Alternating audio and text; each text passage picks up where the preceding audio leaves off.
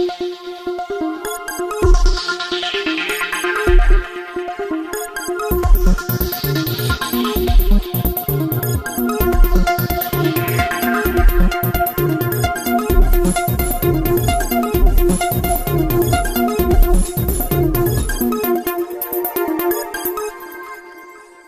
ဟောင်းလိုင်းကိုလူမျိုးတုံးတပ်ဖြတ်မှုနဲ့တရားစွဲဆိုမှုအင်ဒိုနီးရှားလက်ခံအပြည်ပြည်ဆိုင်ရာတရားစီရင်ပိုင်ခွင့်နဲ့တိုင်ကြားတဲ့အမှုတစ်ခုကိုအင်ဒိုနီးရှားနိုင်ငံမှာပထမဆုံးအကြိမ်လက်ခံတာဖြစ်တယ်ဆိုတဲ့သတင်းကိုတင်ဆက်ပေးသွားမှာဖြစ်ပါတယ်။ရိုဟင်ဂျာလူမျိုးတုံးတပ်ဖြတ်မှုကျူးလွန်နေဆိုပြီးစစ်ကောင်ဆောင်မင်းဟောင်းလိုင်းကိုတရားစွဲဆိုထားတဲ့အမှုကိုအင်ဒိုနီးရှားတရားရုံးကဒီနေ့ဧပြီ6ရက်မှာလက်ခံလိုက်ပြီလို့သတင်းရရှိပါတယ်။လူမျိုးတုံးတပ်ဖြတ်မှုမှာရှင်ကျန်ရစ်သူနဲ့အင်ဒိုနီးရှားရဲ့လူသိထင်ရှားပုဂ္ဂိုလ်10ဦးတို့ဆွဲဆိုထားတဲ့အမှုကိုအင်ဒိုနီးရှားတရားရုံးက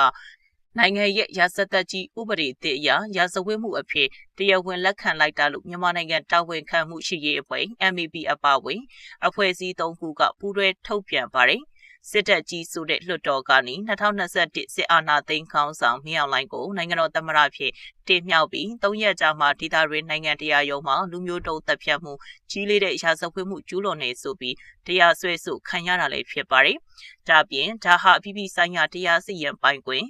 Universal Jurisdiction နဲ့တိုင်ကြားထားတဲ့အမှုတစ်ခုကိုအင်ဒိုနီးရှားနိုင်ငံမှာပထမဆုံးအကြိမ်ဖြစ်တရားဝင်လက်ခံလိုက်တာဖြစ်ပါတယ်။တရားမျှတမှုနဲ့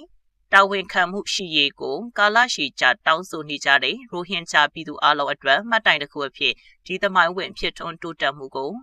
ကျမဝမ်ပန်းတတာကြိုးဆိုပါတယ်လို့လူမျိုးတုံးတပ်ဖြတ်မှုကနေရှင်ကျန်ရစ်သူယက်စမင်အလာကပြောပါတယ်ရိုဟင်ဂျာတွေကိုအစုလိုက်အပြုံလိုက်တပ်ဖြတ်မှုတွေနဲ့နိုင်ငံတော်ဝန်မှအခြားသောရက်ဆက်ကြမ်းကြုတ်တဲ့ရာဇဝတ်မှုတွေကိုကြိုးကင်ဖန်တီးခဲ့သူမင်းအောင်လှိုင်ကိုသူကျူးလွန်ခဲ့တဲ့ဆက်စုပ်ရွှန်ရှားပွဲရာဇဝတ်မှုတွေအတွက်အကျိုးဆက်တွေကိုမရင်ဆိုင်ရပဲသမရနန်းတော်တွေမှတက်တောင့်တက်တာနေထိုင်ခွင့်မပြုနိုင်ကြောင်းနဲ့ယက်စမစ်အလာကပြောပါတယ်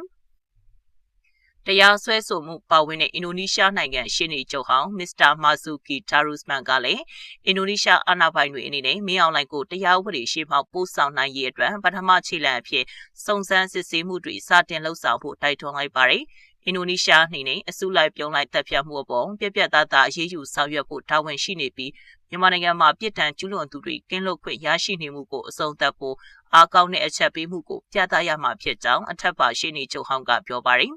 စစ်ကောင်ဆောင်မင်းအောင်လှိုင်ဟာလက်ရှိဒေသတွင်းအာဆီယံမှာတီမောလက်စတေအရှေ့တီမောနဲ့အင်ဒိုနီးရှားနိုင်ငံတို့မှာကြီးလေးတဲ့ရာဇဝတ်မှုတွေကျူးလွန်မှုရိုဟင်ဂျာလူမျိုးတုံးတပ်ဖြတ်မှုတို့နဲ့တရားစွဲဆိုခံထားရပြီးအဲ့ဒီနိုင်ငံတွေကလည်းအမှုကိုလက်ခံဆောင်ရွက်နေပြီဖြစ်ပါတယ်။ဒါပြင်အာဂျင်တီးနားတရားရုံးကလည်းရိုဟင်ဂျာတွေအပေါ်လူမျိုးတုံးတပ်ဖြတ်မှုနဲ့မင်းအောင်လှိုင်ကိုဖမ်းဝရမ်းထုတ်ထားတယ်လို့နိုင်ငံတကာရာဇဝတ်ခုံရုံး ICC ကလည်းမင်းအောင်လှိုင်ကိုဖမ်းဝရမ်းထုတ်ပေးဖို့ ICC ရှေ့နေချုပ်ကတောင်းဆိုထားတာရှိပါတယ်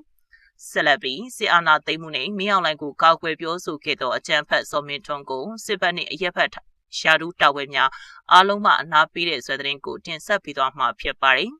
စစ်အာဏာသိမ်းမှုနဲ့မင်းအောင်လှိုင်ကိုကာကွယ်ပြောဆိုခဲ့သောအကြမ်းဖက်စော်မင်းထွန်းစစ်ဘက်နှင့်အရက်ဖက်ယာဒူးတာဝန်များအားလုံးမှအနာပေးခံလိုက်ရပြီဖြစ်ကြောင်းနေပြည်တော်စစ်ဘက်သတင်းရင်းမြစ်ကပြောဆိုပါတယ်ရှက်ခဲမလအတွင်းအကြမ်းဖက်စစ်တပ်၏ပြည်သူ့ဆက်ဆံရေးနှင့်စိတ်သက်စစ်စင်ရေးတပ်ဖွဲ့၏ညွှန်ကြားရေးမှူးဖြစ်သောဗိုလ်ချုပ်စော်မင်းထွန်းကို